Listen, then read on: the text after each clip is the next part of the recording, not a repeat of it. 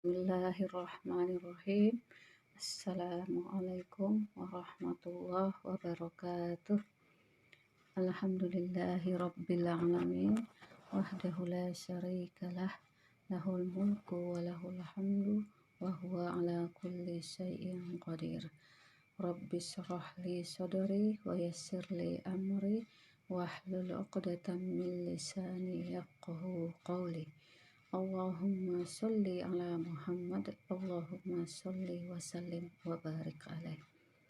Alhamdulillah, ibu-ibu yang dirahmati Allah, kembali kita hadir pada majelis ilmu hari ini, yang insya Allah kehadiran kita hari ini akan dibalas Allah dengan kebaikan yang berlipat ganda. Dan semua pengorbanan ibu-ibu untuk hadir di majelis ilmu ini merupakan amal soleh yang akan menjadi pahala yang memperberat timbangan amal kebaikan kita di hari penghisaban nanti. Ibu-ibu yang dirahmati Allah, hari ini kita akan membahas terkait dengan hukum syara.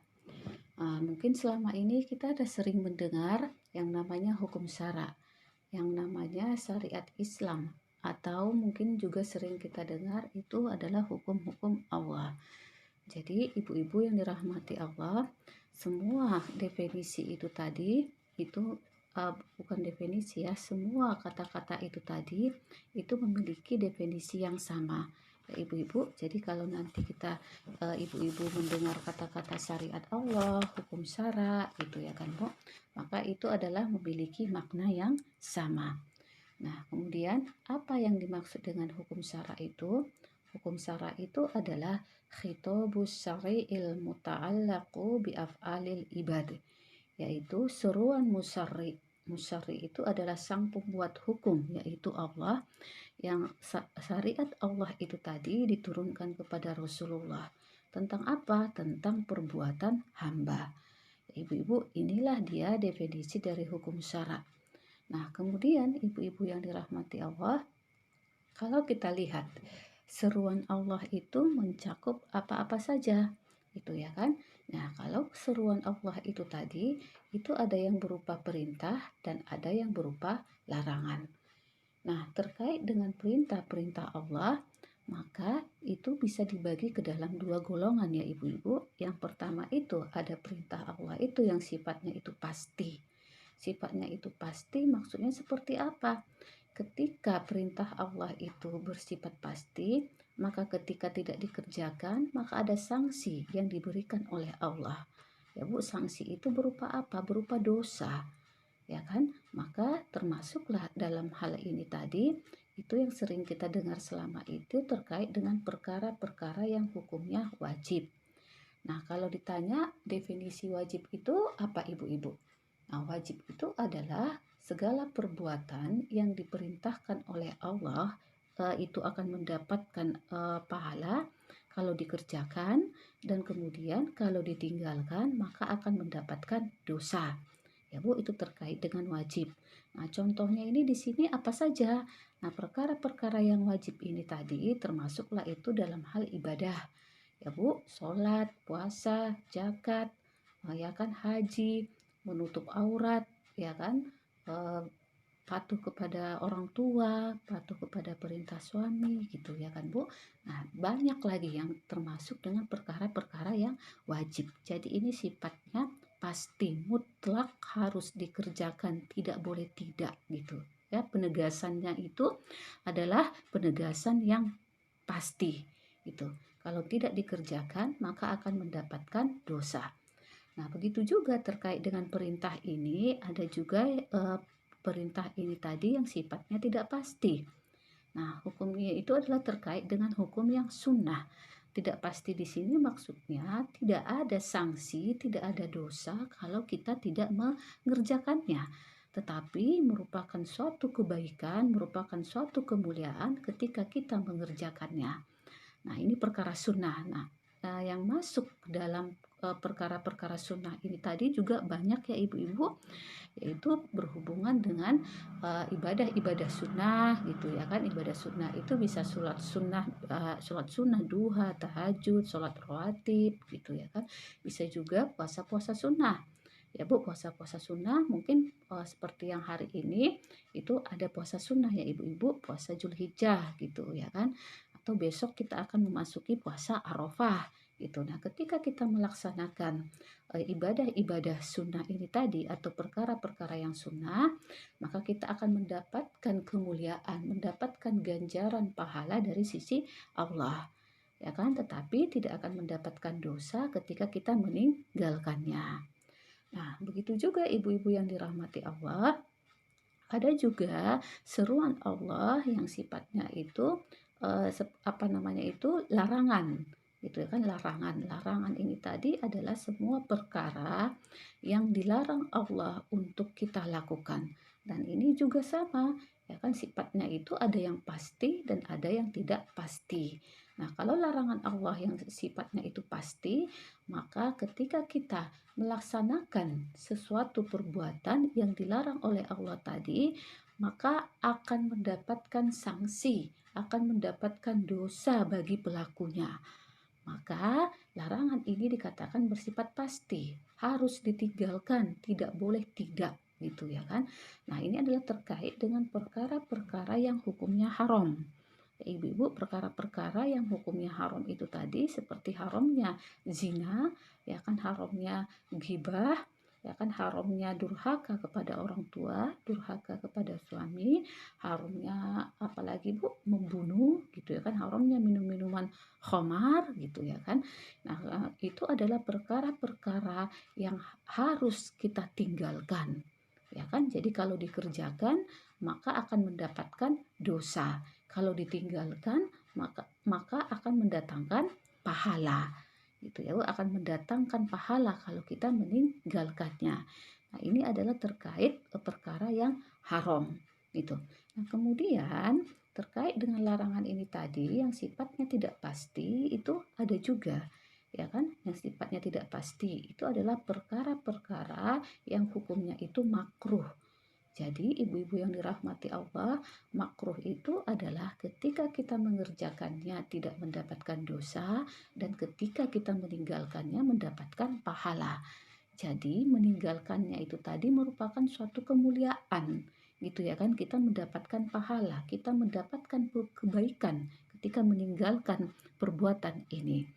Nah, contohnya seperti apa yang dikatakan dengan makruh itu tadi? Contohnya itu seperti ketika kita dilarang untuk makan dan minum berdiri, ya kan? Kemudian kita dilarang untuk meniup makanan dalam keadaan panas tadi, ya kan? Kemudian juga kita dilarang untuk apa ibu-ibu? Dalam sebuah hadis itu ada disebutkan oleh Rasulullah ya kan Bu, dalam hadis riwayat Imam Tobari itu disebutkan adanya larangan tabatul. Tabatul itu apa? Larangan untuk tidak menikah seumur hidupnya. Jadi kalau tidak menikah seumur hidup itu hukumnya makruh ya ibu-ibu. Nah, kemudian ada juga perbuatan-perbuatan manusia yang dia itu kalau dikerjakan tidak mendapatkan pahala dan kalau ditinggalkan juga tidak mendapatkan pahala. Jadi ini adalah pilihan bagi kita mau melakukan atau mau meninggalkan. Jadi sama-sama tidak mendatangkan pahala. Gitu ya Ibu-ibu, itu terkait dengan perkara apa? Perkara-perkara yang mubah. Mubah itu seperti apa Bu? Seperti makan, minum gitu ya kan, melakukan aktivitas jual beli gitu ya kan Bu. Nah, tetapi ketika perkara ini kita lakukan ya kan Bu, dengan niat untuk mendekatkan diri kepada Allah, maka nilainya itu menjadi berpahala, menjadi suatu kebaikan. Nah, contohnya nih ibu-ibu di rumah gitu ya kan Bu, itu kan banyak aktivitas mubah tetapi kalau kita lakukan itu akan bernilai pahala. Contohnya Bu, ibu-ibu memasak, mencuci, itu kan belanja, membersihkan rumah gitu ya kan, menyetrika, segala macam pekerjaan rumah itu tadi kalau kita niatkan untuk mendekatkan diri kepada Allah, maka nilainya itu akan bernilai sebagai nilai pahala. Nah, jadi ibu-ibu yang dirahmati Allah, inilah ya kan ada lima hukum syara yang telah ditetapkan Allah ya kan Bu. 5 hukum syara yang telah ditetapkan Allah, yaitu berupa wajib, sunnah, mubah, haram, dan makruh. Ya. Nah, kemudian ibu-ibu yang dirahmati Allah, ketika kita tadi berbicara terkait dengan hukum syara yang 5 itu tadi, nah kelima hukum syara ini tadi itu sumbernya ada, ya kan? Sumber hukum syara itu ada dalam kita temukan itu dalam 4 sumber hukum syara ya ibu-ibu. Nah yang pertama itu adalah Al-Quran, ya. Al-Quran itu tadi merupakan kalamullah, ya Bu, perkataan Allah. Jadi Bu, bahasa yang ada dalam Al-Quran itu tadi, itu adalah bahasa yang langsung dari Allah. Nah, dalam Al-Quran ini tadi, itu terdiri dari ada yang namanya ayat-ayat muhkamat dan ada yang namanya ayat-ayat mutasabihat. Ya Bu, apa itu ayat-ayat muhkamat? Ayat-ayat muhkamat adalah ayat-ayat yang jelas maksudnya, dapat diketahui secara nyata dan tidak perlu penafsiran lagi. Jadi dengan hanya membaca ayat itu saja, ya kan Bu, kita langsung tahu maknanya. Contohnya Bu, terkait dengan apa? Terkait dengan sholat, terkait dengan puasa, terkait dengan haramnya riba, gitu ya kan Bu. Nah, ketika kita membaca ayat ini, maka kita langsung tahu, ya kan Bu, tidak perlu ditafsirkan lagi. Nah, itu adalah yang dinamakan dengan ayat muhkamat. Nah, kemudian yang selanjutnya itu tadi adalah ada yang dinamakan dengan ayat mutasabihat. Apa itu ayat mutasabihat? Ayat yang mempunyai arti yang terselubung, yang dapat ditafsirkan karena mengandung beberapa pengertian. Ya, Bu. Nah, contohnya itu seperti apa?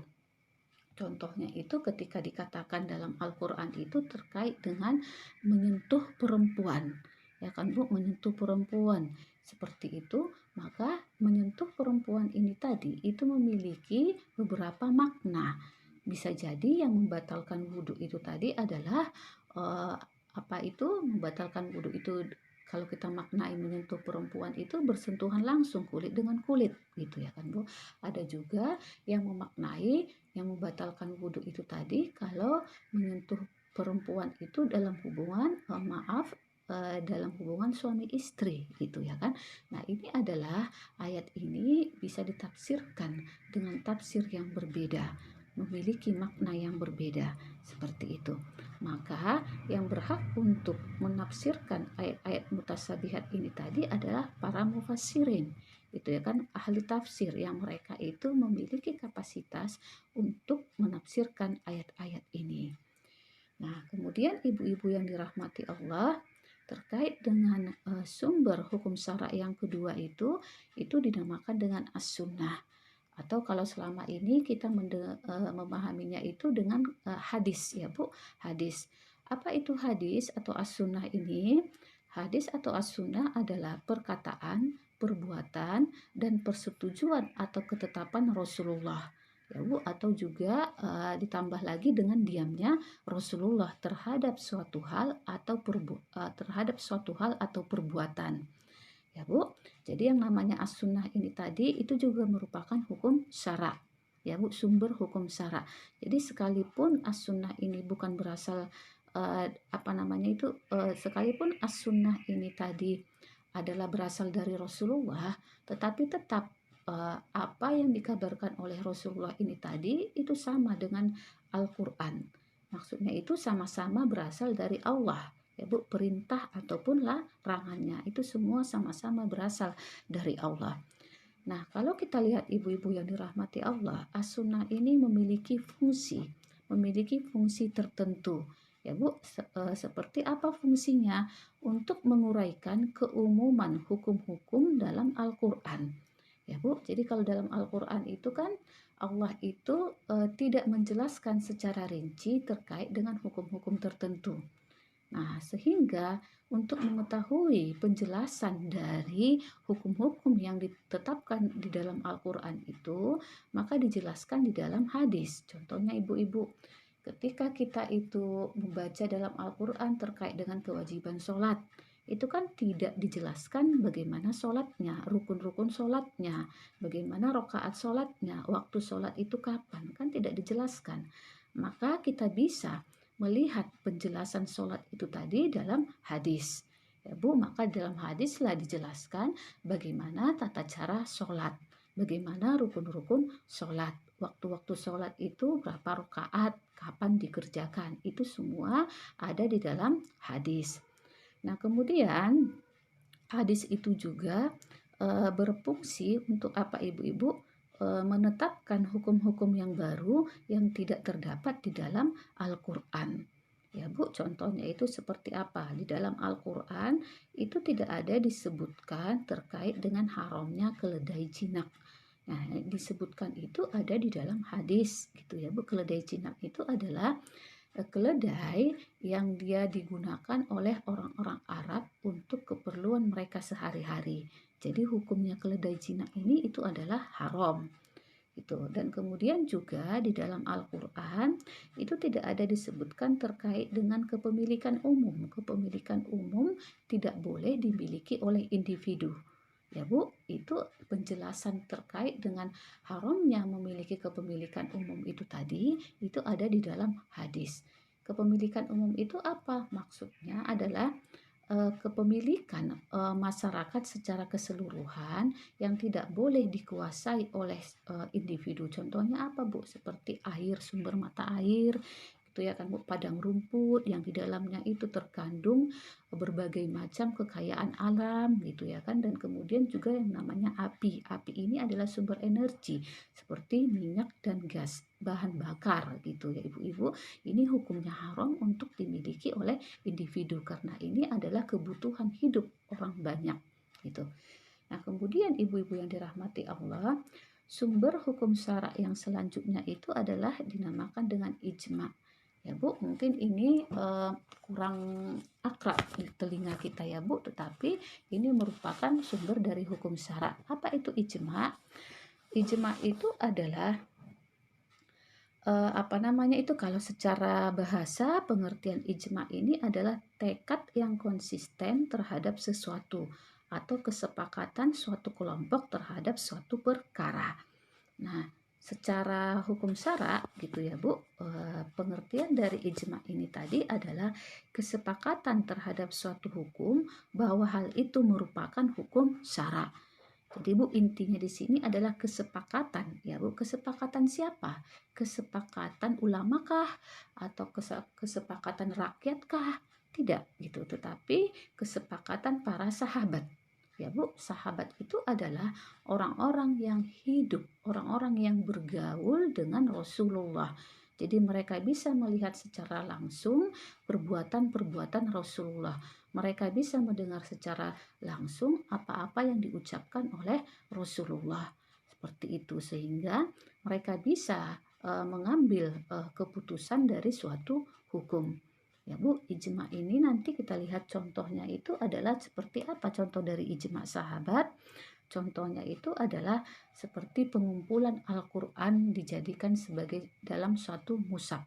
Itu ya Bu. Jadi pada masa Rasulullah dulu Al-Quran itu kan Bu tidak dikumpulkan dalam satu buku atau dalam satu kitab, tetapi ditulis di pelepah-pelepah kurma, di tulang belulang, di batu-batu gitu. Nah, sehingga ketika peperangan terjadi, banyak para penghafal Al-Quran itu yang gugur, nah, sehingga dikhawatirkan nanti ayat-ayat Al-Quran itu bisa hilang dengan gugurnya para penghafal Al-Quran itu tadi. Maka pada masa Khalifah Utsman bin Affan, beliau itu berinisiatif untuk mengumpulkan ayat-ayat Al-Quran itu dalam satu buku atau dalam satu kitab. Nah, para sahabat ketika mendengar atau melihat mengetahui inisiatif dari Khalifah Utsman ini tadi, mereka tidak ada yang keberatan. Itu malah mereka mendukungnya. Mereka bersepakat itu adalah sesuatu yang diperbolehkan gitu ya kan. Nah, inilah dia yang dinamakan dengan ijma sahabat. Nah, kemudian terkait dengan ijma ini tadi, itu juga ada contohnya ya ibu-ibu terkait dengan keharusan adanya seorang khalifah. Keharusan bahwasanya kaum muslimin itu wajib memiliki seorang pemimpin ya Bu, yang disebut dengan khalifah itu tadi. Jadi haram hukumnya kalau kaum muslimin itu tadi tidak memiliki seorang pemimpin. Maka para sahabat pun bersepakat untuk memilih pemimpin terlebih dahulu atau khalifah terlebih dahulu dibandingkan dengan mengebumikan jenazah Rasulullah. Jadi ibu-ibu ketika Rasulullah itu meninggal tidak langsung dikebumikan, tetapi para sahabat itu memilih pengganti Rasulullah untuk memimpin umat Islam pada waktu itu. Ya Bu, jadi jenazah Rasulullah itu ditunda pemakamannya sampai terpilih kembali pemimpin dari kaum muslimin. Jadi ketika Khalifah Abu Bakar itu telah terpilih, maka selesai pembaiatan kepada Khalifah Abu Bakar, maka barulah jenazah Rasulullah itu dikebumikan. Dan semua sahabat tidak ada yang mengingkari ini. Mereka bersepakat, mereka setuju dengan hal-hal penundaan dari penguburan Rasulullah. Nah, inilah ibu-ibu yang dikatakan dengan ijma. Nah, kemudian ibu-ibu yang dirahmati Allah, sumber hukum syara yang selanjutnya itu adalah dinamakan dengan kias. Ya Bu, apa itu kias? Nah, kias ini adalah menyamakan suatu kejadian yang belum ada nas atau hukumnya dengan suatu kejadian yang sudah ada nas atau hukumnya, karena disebabkan adanya kesamaan dua kejadian tersebut dalam ilatnya. Ya Bu, jadi ilat itu tadi adalah sebab atau sebab yang memunculkan suatu hukum atau yang melatar belakangi ditetapkannya suatu hukum. Ya Bu, nah kalau kias ini tadi membandingkan ya Bu antara satu kejadian yang dia itu sudah ada hukumnya dengan suatu kejadian yang belum ada hukumnya. Jadi kita bisa mengetahui hukum dari suatu kejadian yang belum ada hukumnya ini karena ada kesamaan ilatnya. Nah, biar lebih jelas contohnya seperti ini, Bu. Nah, ketika terkait dengan ini ya Bu, dilarangnya transaksi jual beli tatkala azan sholat Jumat, ya Bu, itu adalah larangan Allah yang hukumnya haram. Ya Bu, haramnya melakukan transaksi jual beli tatkala sholat Jumat itu disebabkan karena melalaikan sholat. Ya Bu, melalaikan sholat sehingga tidak boleh perkara-perkara apapun yang dia itu menghantarkan kepada ditinggalkannya sholat Jumat, maka semua perkara itu tadi menjadi ilat, ya kan, menjadi ilat diharamkannya sholat Jumat. Ya, maka Bu, kalau hari ini kita lihat aktivitas-aktivitas yang melalaikan kepada sholat Jumat itu tadi, meninggalkan sholat Jumat, maka itu semua terkategorilah dia yang bisa menghantarkan kepada keharaman tadi. Ya Bu, jadi nggak hanya aktivitas jual beli, tapi seperti aktivitas mengajar, aktivitas apalagi ibu-ibu sewa menyewa, aktivitas pertanian, umpamanya ketika masuk nih sholat Jumat, tetapi ada sebagian laki-laki itu yang masih berladang, mengerjakan ladangnya, yang masih mengajar, yang masih mengemudikan angkot gitu ya kan, dan segala macamnya tadi gitu loh. Nah, ini juga bisa pekerjaan ini menjadi haram hukumnya ketika menyebabkan lalainya kita itu dari sholat Jumat. Ya. Jadi itulah yang dinamakan dengan kias. Ya, kias itu tadi mengambil hukum dari yang sudah ada hukumnya untuk diterapkan kepada suatu hukum, suatu perbuatan yang belum ada hukumnya karena memiliki kesamaan ilat itu. Nah, jadi jelas ya ibu-ibu terkait dengan kias ini tadi. Nah, ibu-ibu yang dirahmati Allah, nah itulah dia ada 4 sumber hukum syara. Nah, ibu-ibu, yaitu Al-Quran, As-Sunnah, Ijma, dan Qiyas. Jadi semua jenis-jenis hukum syara yang 5 ini tadi ya Bu, itu sudah terkandung di dalam Al-Quran, As-Sunnah, Ijma, dan Qiyas. Jadi kalau kita mungkin pernah membaca atau mendengar yang namanya ijma dan qiyas, itu adalah sumber hukum syara. Ya Bu, jadi bukan hanya Al-Quran dan As-Sunnah. Jadi apa-apa yang ada yang terkandung di dalam ijma dan qiyas itu juga merupakan hukum syara yang wajib untuk kita laksanakan, ya ibu-ibu, yang wajib untuk kita yakini juga, ya. Nah, kemudian ibu-ibu yang dirahmati Allah, ketika kita meyakini bahwasanya akidah Islam itu adalah akidah yang bersumber dari Allah, ya kan Bu, akidah Islamnya itu terkait dengan rukun iman yang 6 ya ibu-ibu.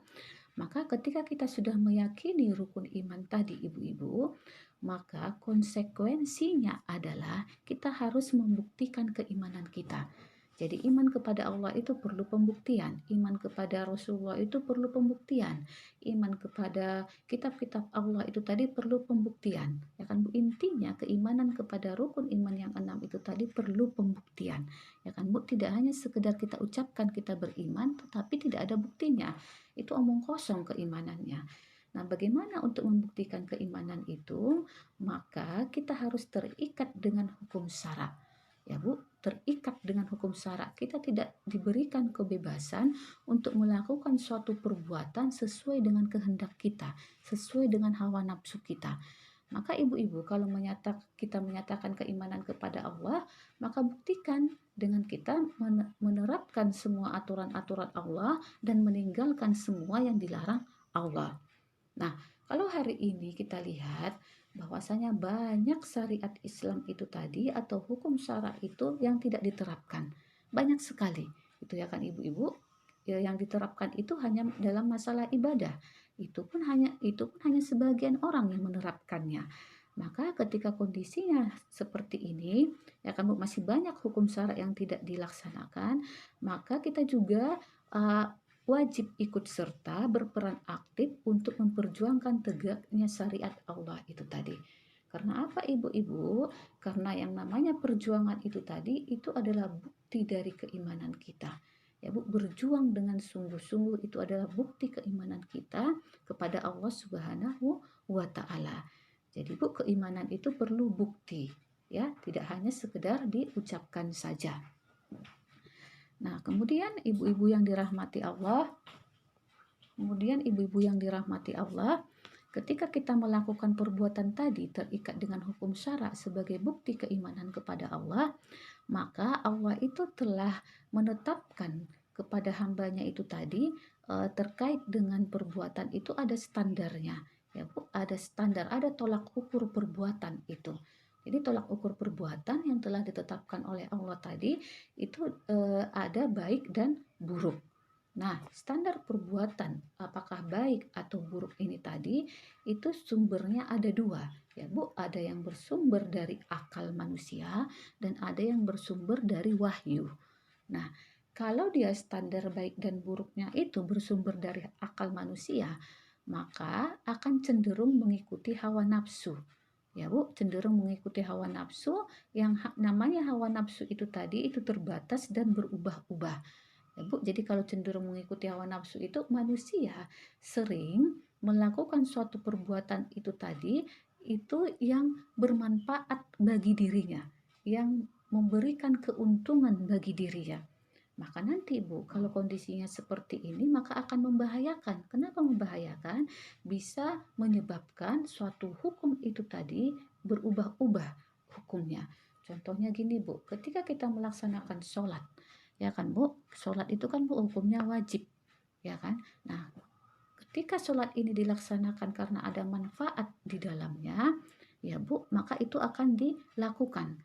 Tetapi kalau sudah tidak ada lagi manfaat yang kita dapatkan dari sholat itu, maka akan ditinggalkan. Ya Bu, bagi orang yang dia itu menganggap sholat itu adalah suatu kerugian, contohnya ketika dia berjual beli, ketika dia mau sholat, kan dia meninggalkan jual belinya. Jadi dia menganggap dengan meninggalkan jual beli ini tadi, perdagangannya ini tadi akan mengurangi keuntungannya. Maka dengan kondisi seperti ini, dia menganggap sholat itu adalah sesuatu yang merugikannya sehingga akan ditinggalkannya. Nah, inilah Bu, kalau standar baik dan buruk itu ditentukan oleh akal manusia. Dan ini adalah sesuatu yang salah. Ya Bu, suatu kesalahan yang besar. Jadi tidak boleh disandarkan kepada akal manusia. Nah, kemudian yang kedua, standar perbuatan baik dan buruk itu berasal dari wahyu. Ya, Bu, wahyu itu berarti berasal dari Allah. Jadi yang menentukan perbuatan tadi itu apakah itu perbuatan baik atau apakah itu perbuatan buruk gitu ya kan, Bu. Itu adalah hukum syara. Ya, Bu. Nah, hukum syara ini tadi sifatnya itu tidak terbatas dan tetap. Jadi sampai kapanpun yang namanya sholat ya kan, Bu, sholat apa namanya, subuh, isya, maghrib, zuhur itu tadi, asar, itu hukumnya wajib. Yang namanya menutup aurat itu tadi sampai kapanpun hukumnya wajib ya, Bu. Yang namanya menegakkan khilafah itu tadi, berhukum dengan hukum-hukum Allah itu sampai kapanpun tetap hukumnya wajib. Yang namanya minuman keras itu sampai kapanpun haram. Yang namanya riba itu sampai kapanpun haram gitu ya, Bu. Jadi tetap sepanjang masa ya, tidak mengalami perubahan, tidak disandarkan kepada manfaat, untung dan rugi ya, Bu. Nah, ini adalah yang benar. Inilah yang benar. Jadi standar perbuatan baik dan buruk itu harus ditentukan oleh hukum syara, bukan yang lain ya. Nah, kemudian ibu-ibu yang dirahmati Allah, terkait dengan hukum perbuatan manusia ya, Bu, ini ada kaidah hukum syara'nya itu dikatakan bahwasanya hukum perbuatan manusia itu adalah al-aslu fil af'ali taqidu bi ahkamis syar'i. Hukum asal perbuatan hamba adalah terikat dengan hukum syara'. Jadi ibu-ibu yang dirahmati Allah, sekecil apapun perbuatan manusia, ya, Bu, itu wajib terikat dengan hukum syara'. Manusia tidak diberikan kebebasan untuk menentukan perbuatannya sendiri. Jadi, Bu, Islam itu adalah agama yang sempurna, mengatur dari perbuatan yang sekecil-kecilnya sampai ke dalam perbuatan atau aktivitas yang besar. Ibu-ibu, dari kita masuk WC itu diatur ya kan, Bu, mau tidur itu diatur, dari mengurus rumah tangga itu diatur, bahkan sampai urusan pemerintahan ya, Bu, itu semua diatur ya, Bu. Jadi tidak boleh sekehendak hati kita. Nah, kemudian ibu-ibu yang dirahmati Allah, hukum perbuatan itu adalah hukumnya itu tadi halal dan haram ya, Bu. Hukum perbuatan itu halal dan haram. Nah, kemudian juga nanti halal dan haram ini itu juga terikat dengan baik dan buruk. Nah, di sini kita juga harus mengetahui pengertian dari baik dan buruk itu tadi, supaya setiap orang itu memiliki definisi yang sama dengan apa yang telah diperintahkan oleh Allah, supaya ketika mereka melakukan suatu perbuatan itu, mereka itu tidak memiliki pemahaman yang keliru. Maka perlu didefinisikan terlebih dahulu apa itu baik dan buruk. Ibu-ibu, jadi kalau dikatakan baik dan buruk itu tadi adalah, kalau dia definisi baik dan buruk itu didefinisikan seperti yang kita lihat di sini ya, Bu, yaitu al khairu ma aradallahu sarri ma ashatahu. Jadi yang namanya kebaikan itu adalah segala sesuatu yang diridhoi Allah, dan buruk adalah segala sesuatu yang dibenci Allah. Nah, kemudian juga definisi yang lain itu adalah al-hasanu ma hasanahu syar'i wal qabihu ma qabahahu syar'i. Nah, terpuji adalah apa yang dipuji atau ditunjukkan oleh syara', dan tercela adalah apa yang tercela oleh syara'. Jadi intinya ibu-ibu yang dirahmati Allah, perbuatan itu tadi baik dan buruk itu Allah yang menentukannya, dan kemudian perbuatan itu terpuji dan tercela itu juga Allah yang menentukannya. Jadi, Bu, dikembalikan kepada apa yang telah ditetapkan oleh Allah. Tidak boleh dikembalikan kepada pengertian yang dimiliki oleh manusia. Nah, kemudian ibu-ibu yang dirahmati Allah, di sini ada kita lihat terkait dengan ayat-ayat yang dia itu pengertiannya itu adalah ketika intinya itu manusia itu wajib terikat dengan hukum Allah tadi ya, Bu. Ini dalilnya. Wa ma kunna mu'adzibina hatta nab'atsa rasulan.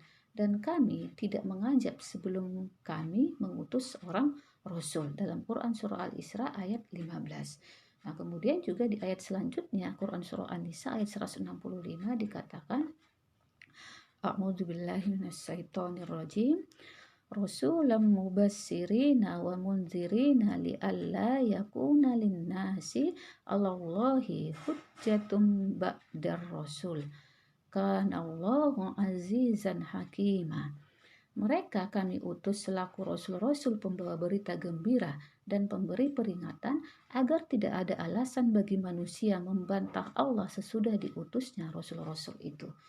Jadi Bu, kalau sebelum diutus rasul, maka semua perbuatan manusia itu tidak dihukumi. Tetapi ketika rasul itu sudah diutus dengan membawa kitab-kitab yang diberikan oleh Allah, maka semua perbuatan manusia itu wajib disandarkan atau wajib terikat dengan apa yang dibawa oleh rasul itu tadi. Nah, kalau hari ini kita kan sudah memiliki kitab Al-Quran, ya kan Bu? Maka setiap perbuatan kita wajib terikat dengan kitab Al-Quran yang dibawa oleh Rasul ini tadi. Atau wajib terikat dengan sumber hukum syara yang 4 tadi ya Bu. Al-Quran, As-Sunnah, Ijma' dan Qiyas. Ya.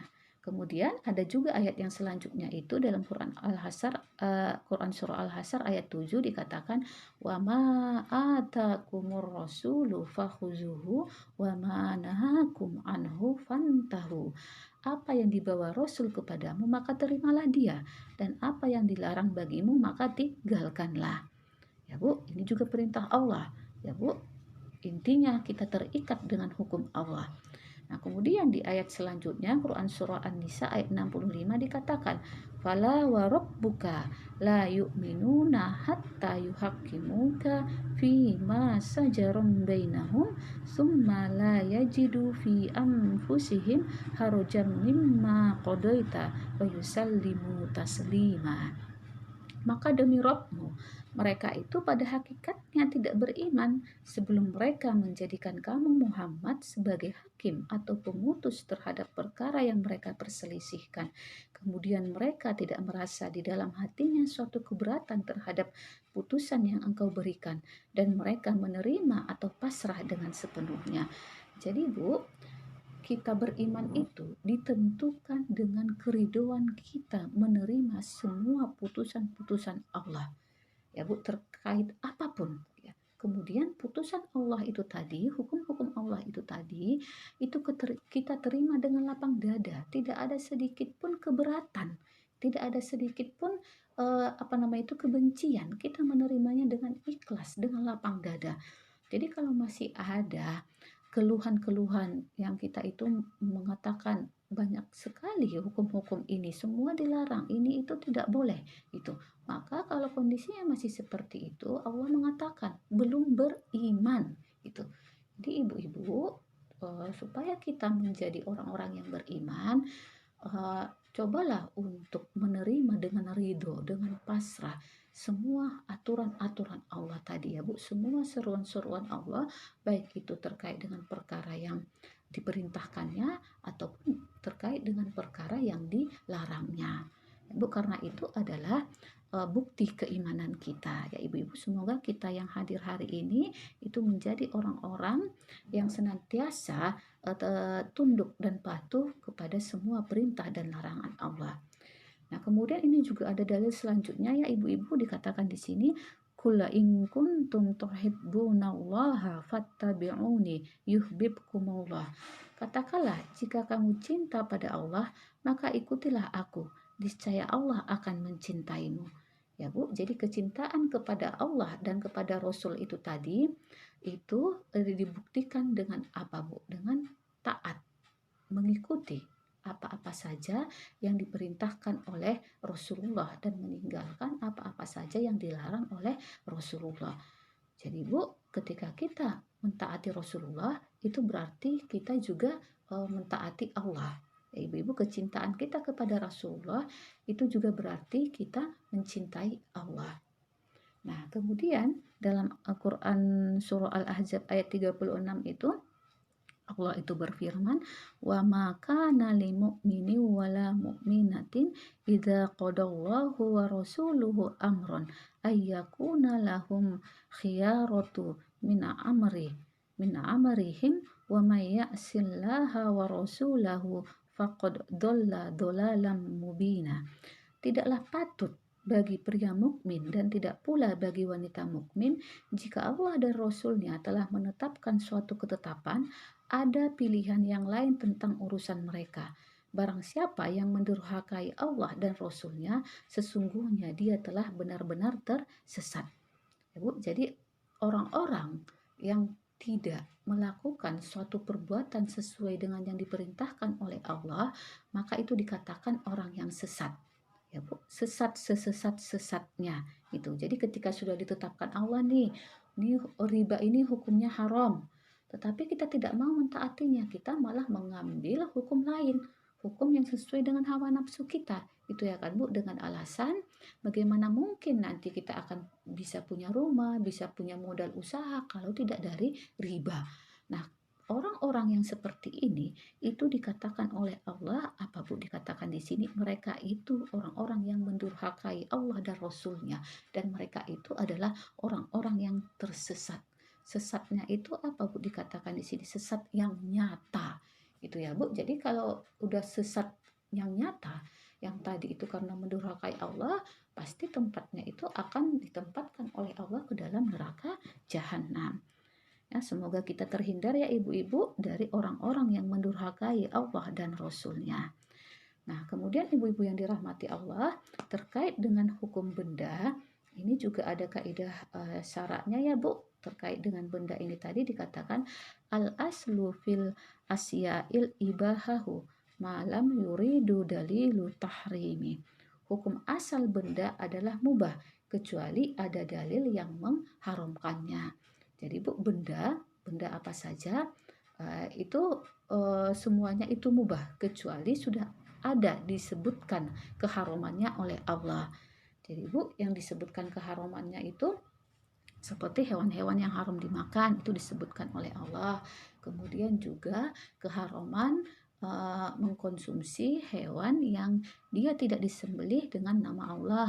Keharaman mengkonsumsi darah itu ada ya Bu, yang dia kalau dia udah beku itu seperti hati gitu ya kan, itu dikonsumsi maka itu hukumnya haram. Keharaman memakan bangkai gitu ya kan Bu. Ini adalah benda-benda yang telah disebutkan Allah keharamannya. Jadi kalau belum ada disebutkan Allah keharamannya, maka status hukum dari benda tersebut itu adalah mubah atau halal. Gitu ya ibu-ibu. Nah, seperti itu. Jadi kalau umpamanya hari ini bukan berarti harus kalau umpamanya yang diharamkan itu kan Bu kayak itu apa namanya itu babi gitu. Bukan berarti zat babinya itu tadi mesti dagingnya gitu, enggak Bu. Tetapi semua hal yang berhubungan dengan babi itu tadi, mau dari kulitnya, mau dari bulunya, mau dari giginya, mau dari lemaknya gitu ya kan Bu, itu statusnya haram.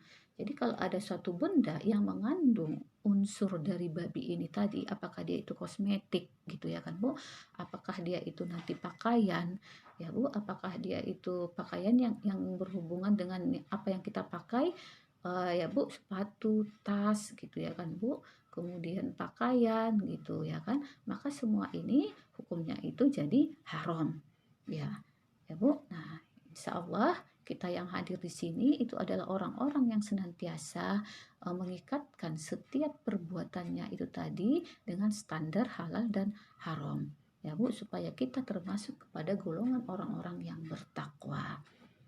Nah, baiklah ibu-ibu yang dirahmati Allah, demikianlah pembahasan terkait dengan hukum syara. Ya ibu-ibu, semoga kajian kita hari ini itu memberikan kebaikan bagi kita dan menjadikan kita orang-orang yang senantiasa bersegera untuk memenuhi seruan Allah dan Rasul-Nya. Ya ibu-ibu, demikian saja. Kalau ada kekurangan dan kesalahan saya mohon maaf. Wabillahi taufiq wal hidayah. Wassalamualaikum warahmatullahi wabarakatuh.